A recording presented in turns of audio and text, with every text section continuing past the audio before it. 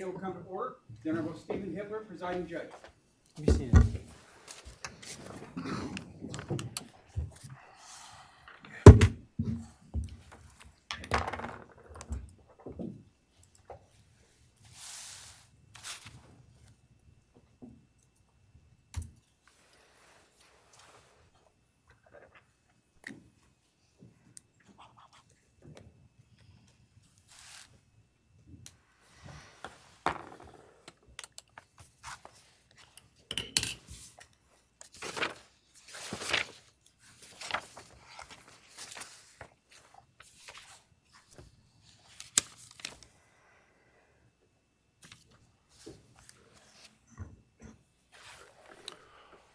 All right, this is CR 0124316665. Defendant is present in custody with counsel Ms. Thompson, Ms. Jennings, and, pardon me, Ms.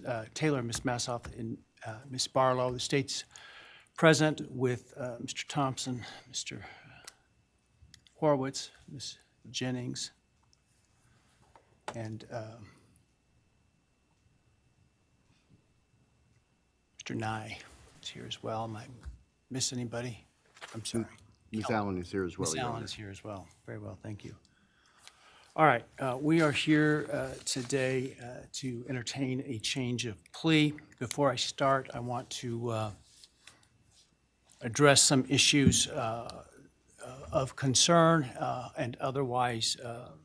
First, I appreciate everybody in attendance today being on their best behavior. Please, no outbursts or demonstrations. Any such conduct will result in immediate removal and may result in an inability to attend further court proceedings in this case. I want to point out that there have been calls by some for the public to contact me and my office in an attempt to influence my decision-making in this case. This has been extraordinarily disruptive for court staff and the ability for them to get work done, not only in this case, but in other cases where defendants are entitled to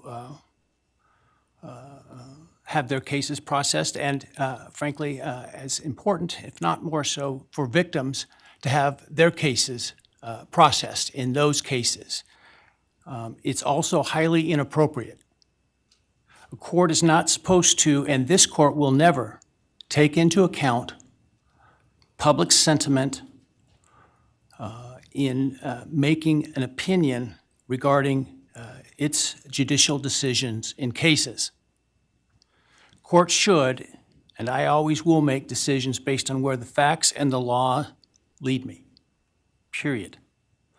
I have not read any of the numerous messages nor listened to any of the numerous voicemails that have been sent to me and my staff.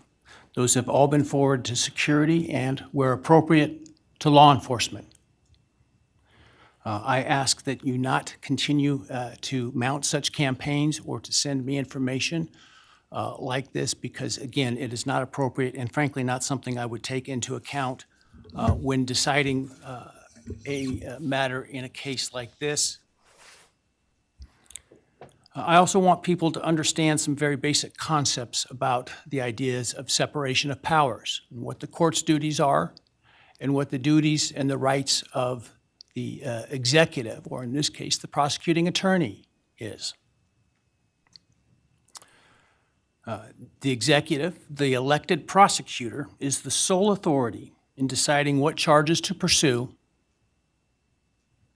including whether, as well as what penalties to ask for, and what penalties to pursue, including the death penalty.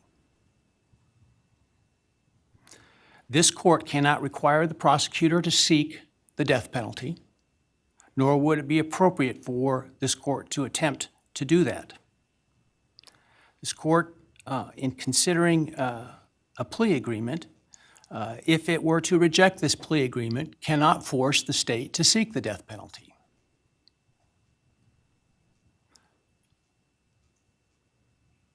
My role and power in considering a plea agreement is extremely limited.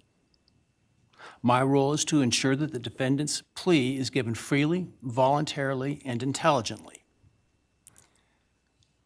If those things are met, I can only reject a plea, such as the one in this case, where I'm not being asked to agree to the sentence in advance.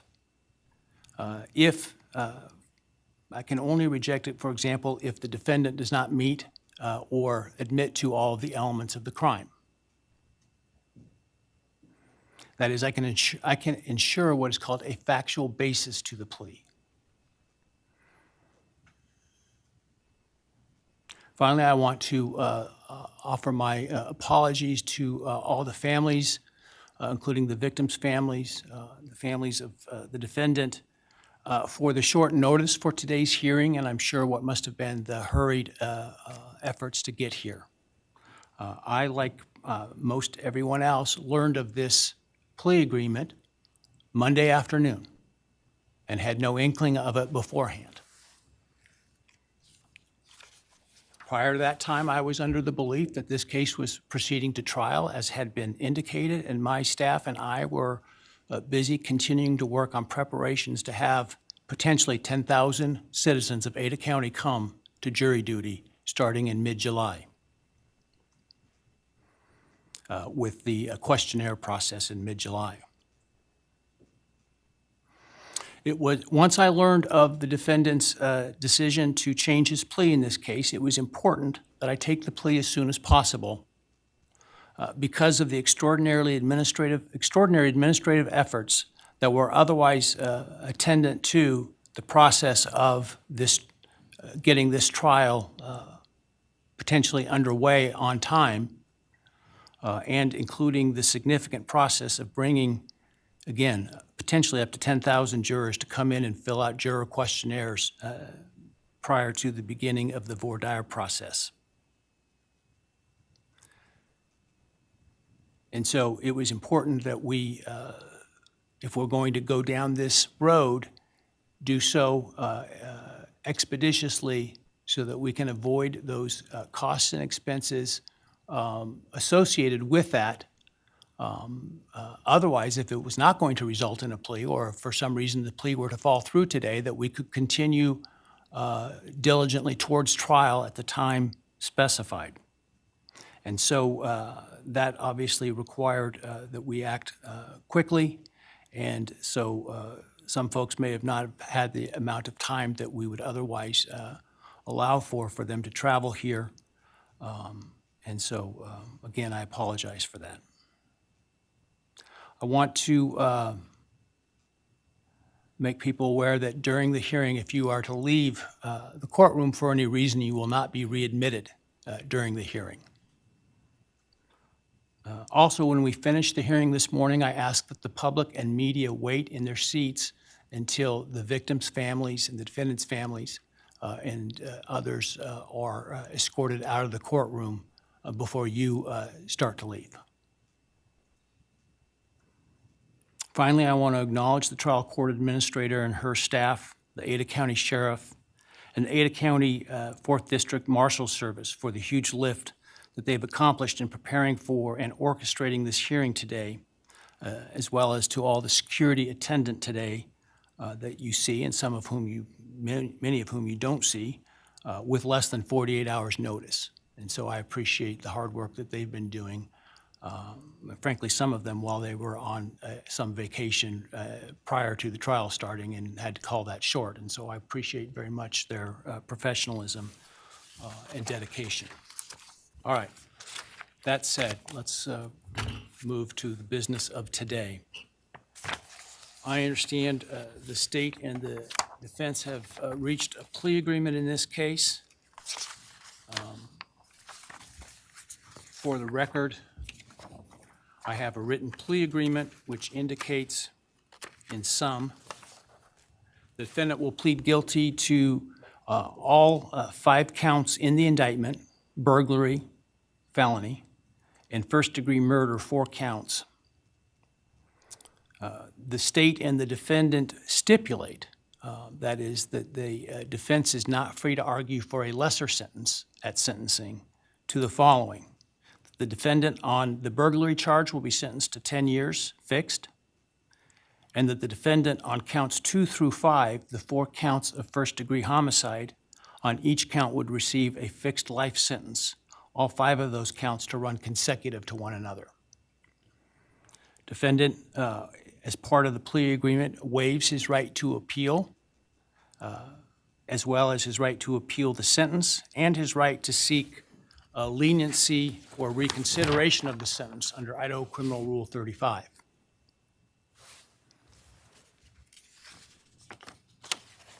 This is not a Rule 11 agreement, meaning the court is not bound by the plea agreement and could impose a different lawful sentence at sentencing.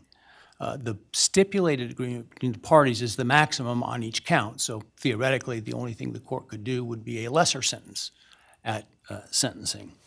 But the defendant is not free to ask the court to do so under the plea agreement. Are there any other material terms of the plea agreement that the parties would like to make? Obviously, the plea agreement, the written plea agreement will speak for itself and be part of the court record. Not from the state, Your Honor. Thank you. No, Your Honor. Thank you. All right, very well.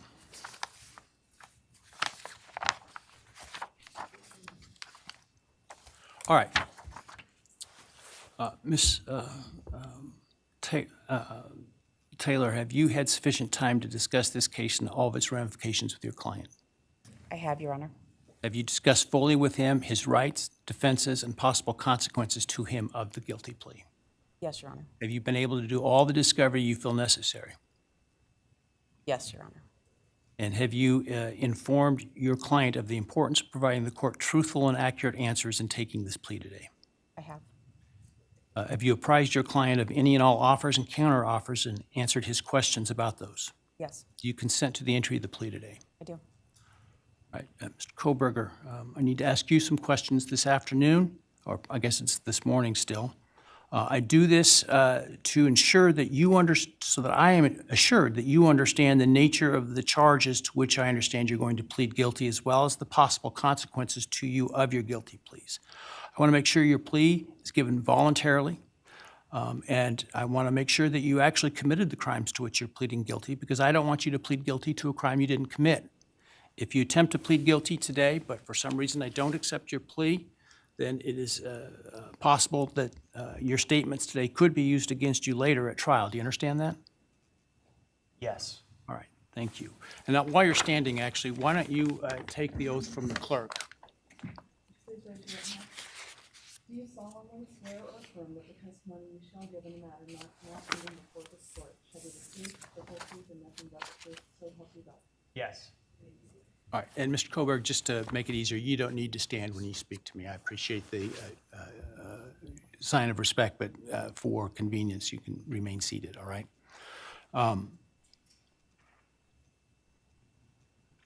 Before I start asking you questions today, have you consumed substantive questions? Let me ask you, have you consumed any alcohol, drug, or other intoxicating substance that would impair your ability to understand or exercise reasonable judgment? No. You feel like you are thinking clearly today? Yes. All right, I want you to understand what the possible penalties are for each of the crimes to which I understand you're going to offer a guilty plea today. They include, on count 1, the burglary, a fine of up to $50,000 and a period of incarceration of up to 10 years in the state penitentiary. You may be required to pay restitution to any victims of the crime. Count 2, 3, 4, and 5 for first-degree murder. The consequences include a fine of up to $50,000, a period of incarceration of life imprisonment, which is a requirement of a sentence, that it be a life sentence with a mandatory minimum sentence of at least 10 years on each of those counts.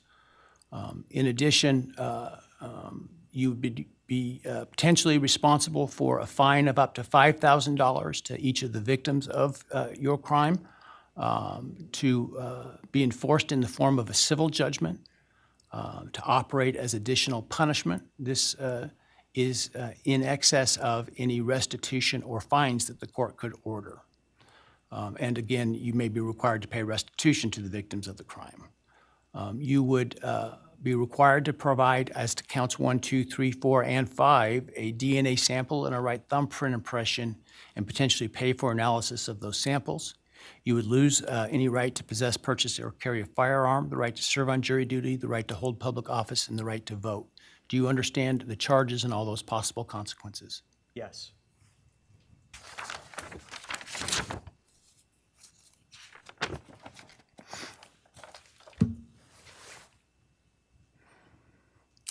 You've heard the plea agreement that I talked about today. Do you agree with that plea agreement? Yes. And do you understand the nature of the charges that you've been charged with that I understand you're going to plead guilty today to? Yes.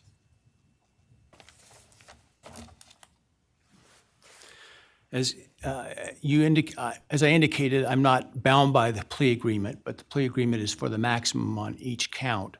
Do you understand that I'm not bound by the plea agreement? Yes. Has anyone promised you that I would be lenient or easy on you if you pled guilty? No. Has anyone threatened you or anyone close to you to get you to plead guilty? No. Has anyone, other than the state's agreements with respect to the plea agreement, has anyone promised you anything in exchange for your plea agreement? No.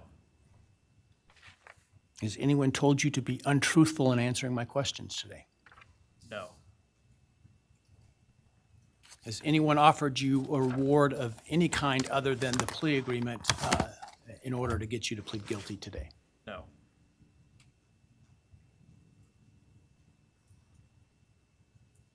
Are you pleading guilty because you are guilty?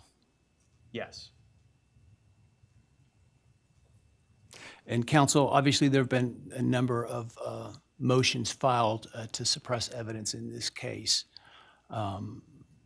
Other than those filed, are there any other motions that you felt were available with respect to Rule 12? No, Your Honor.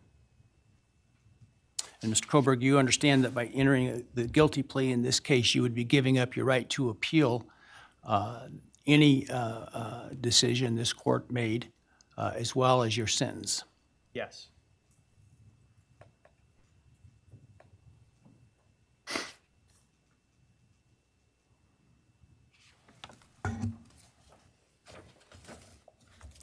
Have you had enough time to decide whether or not to plead guilty?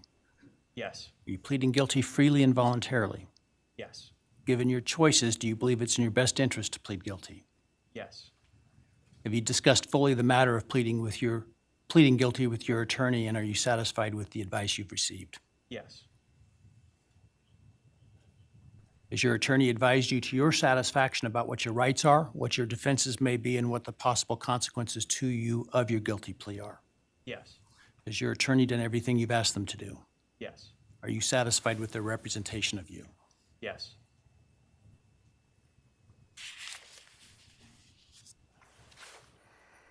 I have received a written guilty plea advisory questionnaire that is purported to be filled out by you. Did you fill that document out? Yes. Did you understand the questions that you answered in this document? Yes. And are the answers that are outlined in this document your answers? Yes. Are those answers truthful? Yes. Did you sign the document? Yes.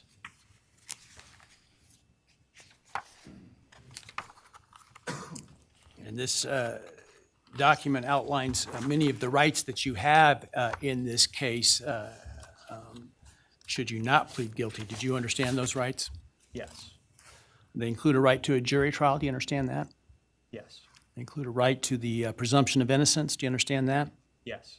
They have the right to require the state to prove your guilt as to each element beyond a reasonable doubt. Do you understand that? Yes. They include a right to confront your accusers and cross-examine witnesses presented by the state, including by utilizing the subpoena power of the court to accomplish that. Do you understand that? Yes. You understand you would have a privilege against self-incrimination and a right to remain silent, meaning you would not be compelled to testify if you did not wish to, had you not pled guilty. Yes. You understand you're giving up that privilege and those rights that I've just outlined by pleading guilty. Yes. All right, I want you to understand what the state would have had to have proven at trial, had you, to the crimes that you're pleading guilty to, had you, if you didn't plead guilty, let me find the document, hang on a second here. All right.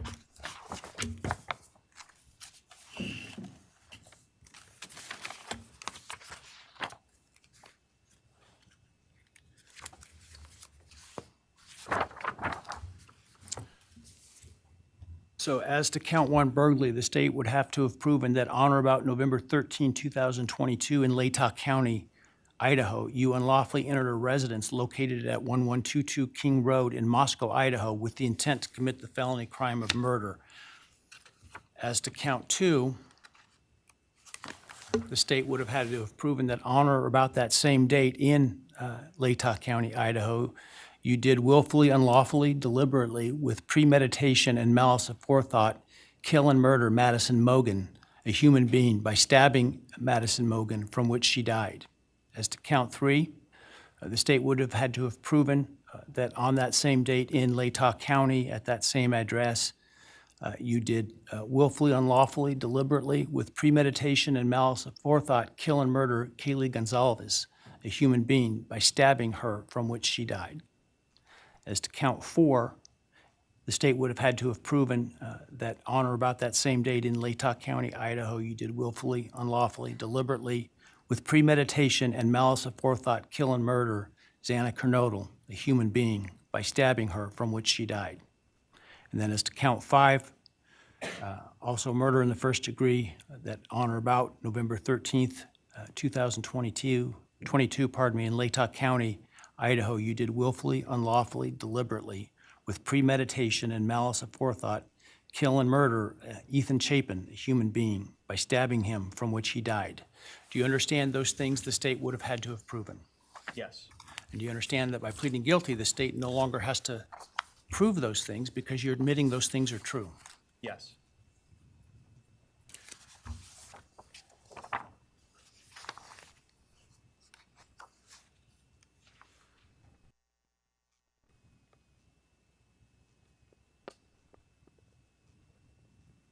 I want to also make, for the record, the defendant has provided with the guilty plea advisory form a document entitled Written Factual Basis that purports to have the defendant's signature dated 1 July 2025. Did you sign that document? Yes.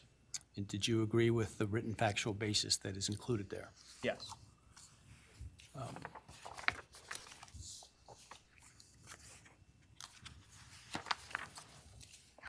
And then let me ask you, did you, on November 13th, 2022, enter the residence at 1122 King Road in Moscow, Idaho, with the intent to commit the felony crime of murder? Yes. Did you, on November 13th, 2022, in Latah County, state of Idaho, kill and murder Madison Mogen, a human being? Yes. And did you do that willfully, unlawfully, deliberately, and with premeditation and malice aforethought? Yes. Did you, on or about that same date in Moscow, Idaho, kill and murder Kaylee Goncalves, a human being? Yes. And did you do that willfully, unlawfully, deliberately, and with premeditation and malice aforethought? Yes. And did you, on that same date in Moscow, Idaho, kill and murder Xana Kernodle, a human being? Yes. And did you do that willfully, unlawfully, deliberately, with premeditation and malice aforethought? Yes. And then on or about November 13th, 2022, again in Latah County, Idaho, did you kill and murder Ethan Chapin, a human being? Yes. Did you do that willfully, unlawfully, deliberately, with premeditation and malice aforethought? Yes. I would ask the state at this time to provide its recitation of its factual basis had this case gone to trial. Thank you, Your Honor. Your Honor, the organization of the recitation is different than what I think the court and the public may be familiar with from the probable cause affidavit and other documents. The state's evidence, as an overview, would show that back in March of 2022, when the defendant was residing in his parents' residence or was residing back in Pennsylvania, his home state. He purchased online a K-bar knife and sheath with an Amazon gift card that he had purchased shortly prior to the purchase of the knife, sheath, and sharpener. Jumping ahead, the end of June of that year, the defendant, Mr. Kohberger, moved from Pennsylvania to Pullman, Washington, which is right across the state line from Moscow, Idaho, for the purpose of pursuing a PhD in criminal justice at Washington State University. The state's evidence would indicate that beginning July 9th of 2022, Mr. Kohberger's phone began connecting to a cell tower that serves the area of the 1122 King Road residence in Moscow, Idaho. Now, I will acknowledge for the court and all present that there are many residences in that area. It's a dense population of mostly college-related occupants.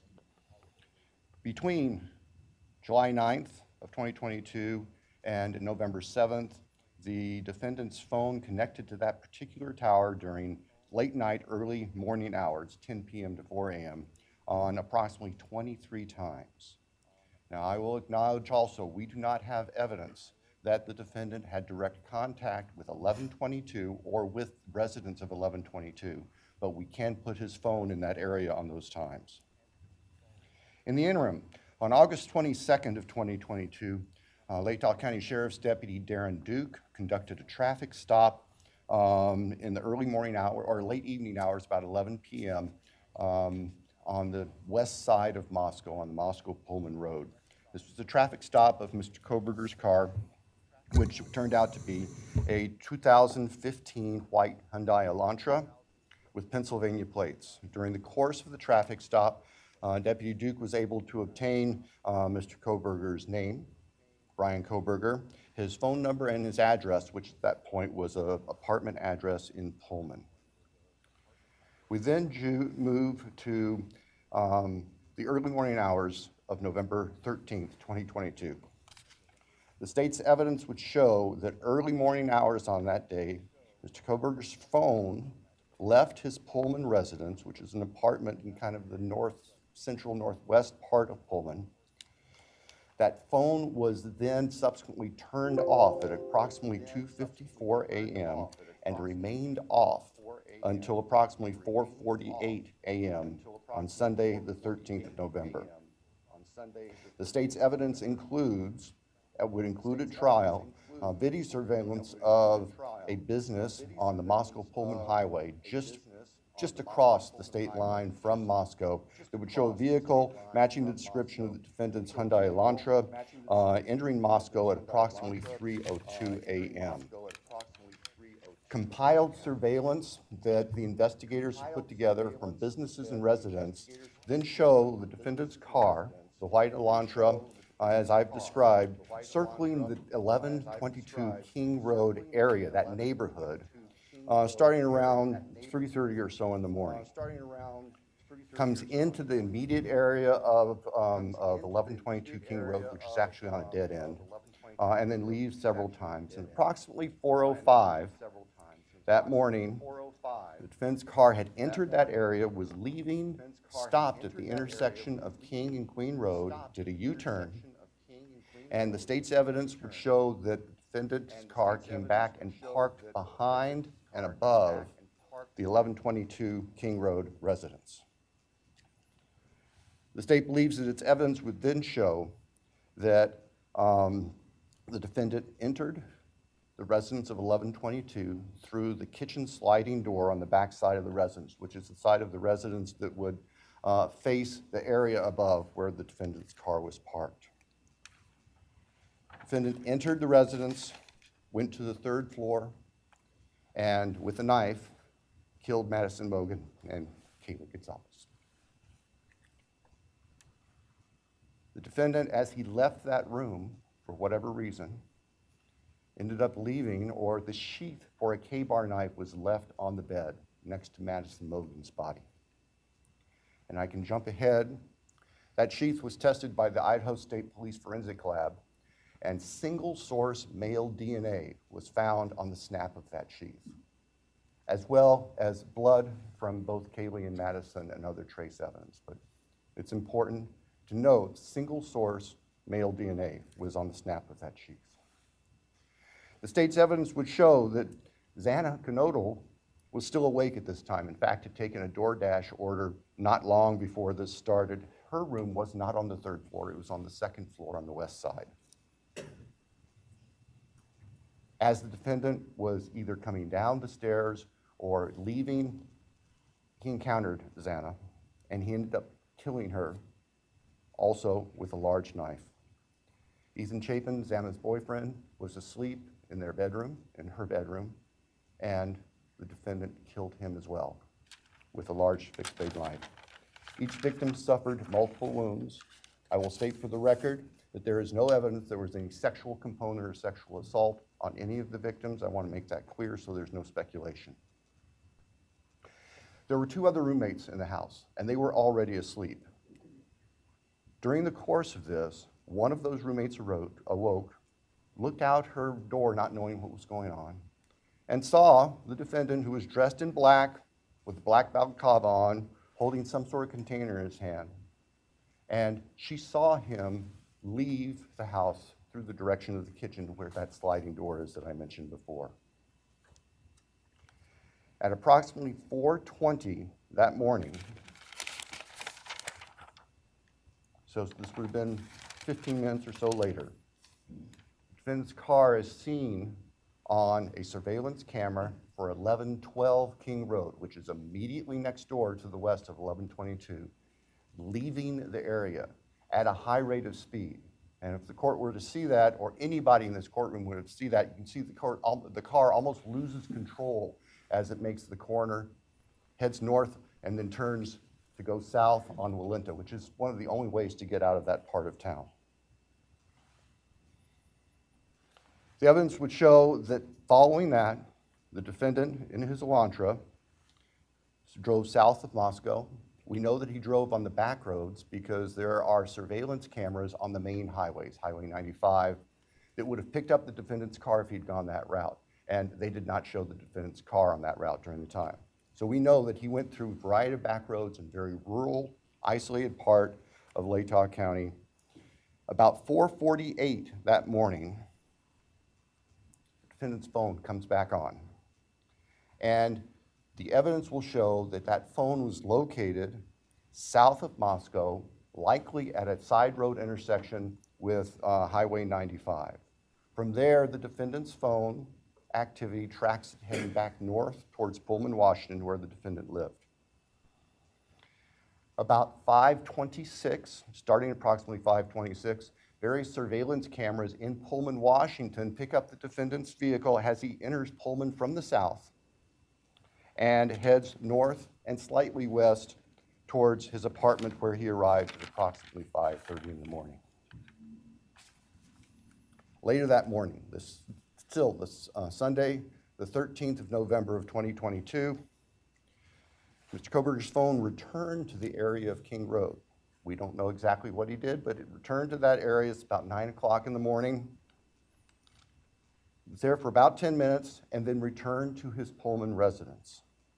About 9:30, the state's evidence will show, evidence taken from the defendant's phone, that he took a selfie of himself on his phone in what appears to be the bathroom of his Pullman apartment with a thumbs up.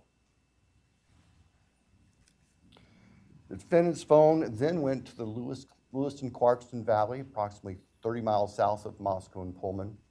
And the defendant is actually seen with his car at various businesses down there. This area is the confluence of the Clearwater River and the Snake River.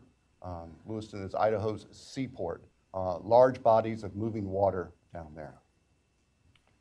In addition to tracing the defendant's activities, as I've just outlined, on the 13th and leading up to the 13th, the state's evidence will show that following Sunday, November 13th, 2022, business records show that the defendant began searching for a K-bar knife and a K-bar knife sheath, as the state believes, to replace the one that was left at the scene of the murders.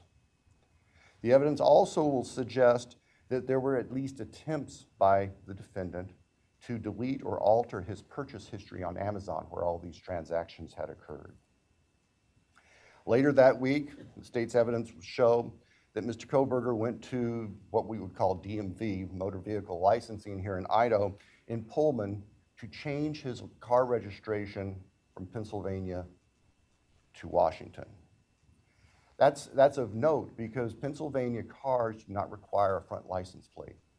The vehicles seen on the surveillance cameras of the defendant's car showed it didn't have a front license plate on it. At the time of the traffic stop by Deputy Duke in August, it was Pennsylvania plate, no front license plate.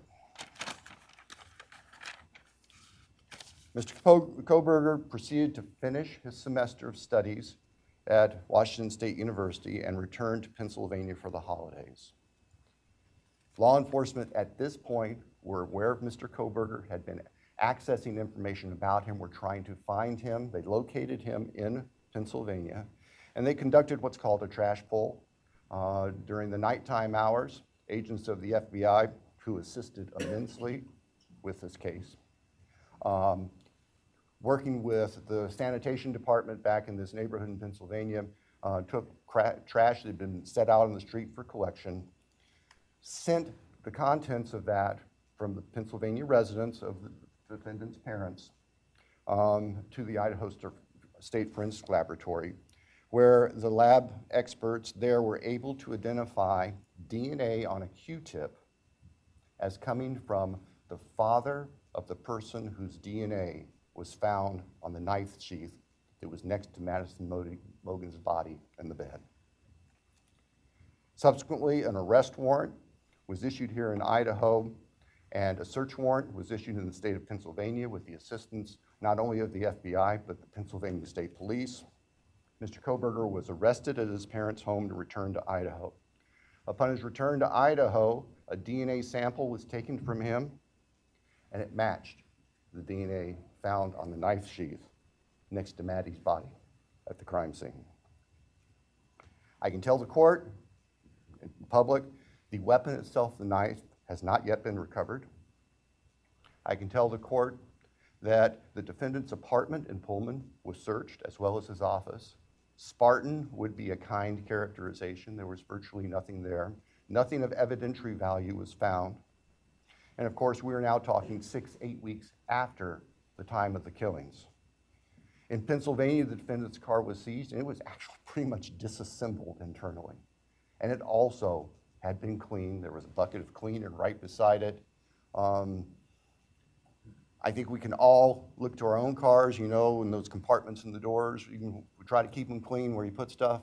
There's always some degree of crud in there. They were spotless. The defendant's car had been meticulously cleaned inside. And the state would present to the jury that that was part of the defendant's plan in covering up this. The defendant has studied crime. In fact, he did a detailed paper on crime scene processing when he was working on his pre-doctorate degrees, and he had that knowledge and skill. So, Your Honor, at the end, the state submits that the evidence that I've given just a quick overview of, and that to present in court would consume weeks, which the state is prepared to do and has been prepared to do, would show that as the defendant has just admitted and pleaded guilty on November 13th, 2022, excuse me, Mr. Kohberger entered the residence at 1122 King Road in Moscow, Idaho. He did that with the intent to kill. We will not represent that he intended to commit all of the murders that he did that night, but we know that that is what resulted, and that he then killed intentionally, willfully, deliberately, with premeditation, and with malice forethought, Maddie Mogen, Kaylee Goncalves, Ethan Chapin, and Xana Kernodle. Thank you. Thank you.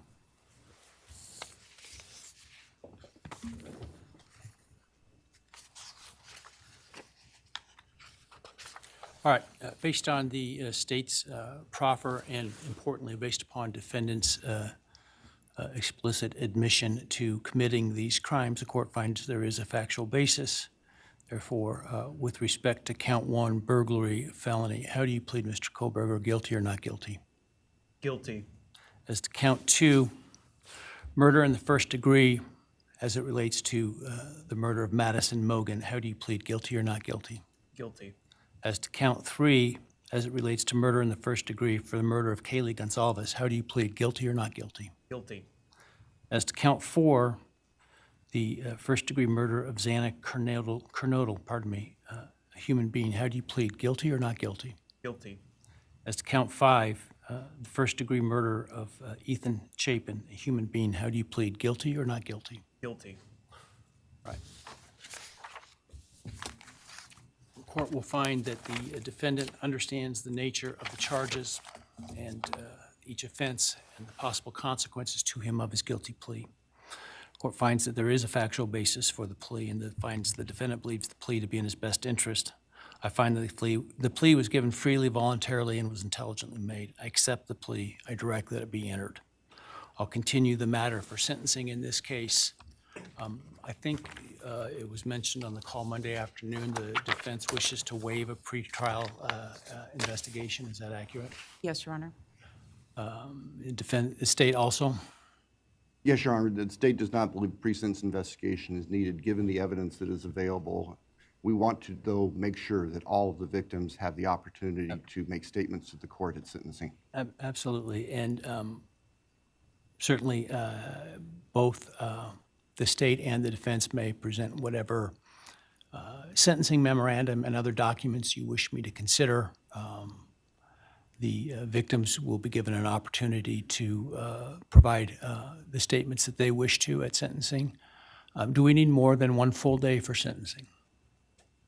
I do not believe so, Your Honor. Obviously, we have numerous victims, and we have victims who share unique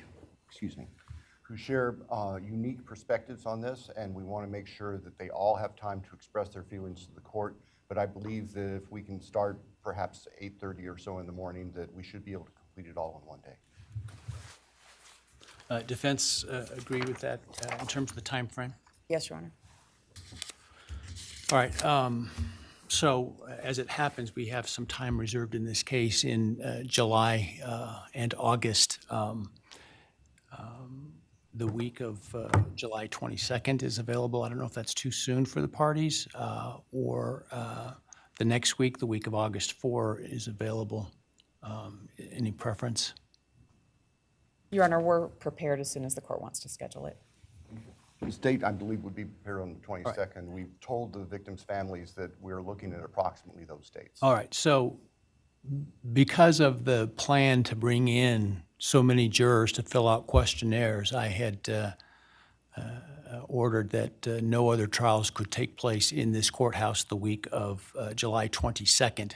And so we will use that in terms of the sentencing date because of what I'm sure will be the significant interest of the media and the public and the logistics that will be required to make that happen. Without trials going, it'll be a lot easier to do that. So let's pick that week. Why don't we pick July 23rd with the idea that if for some reason we don't finish, we could continue into the 24th. We'll start at 9 in the morning. Does that give your team enough time, Sandra? 9 in the morning? All right. Any concerns with that date? No, Your Honor, thank you. No, sir. All right.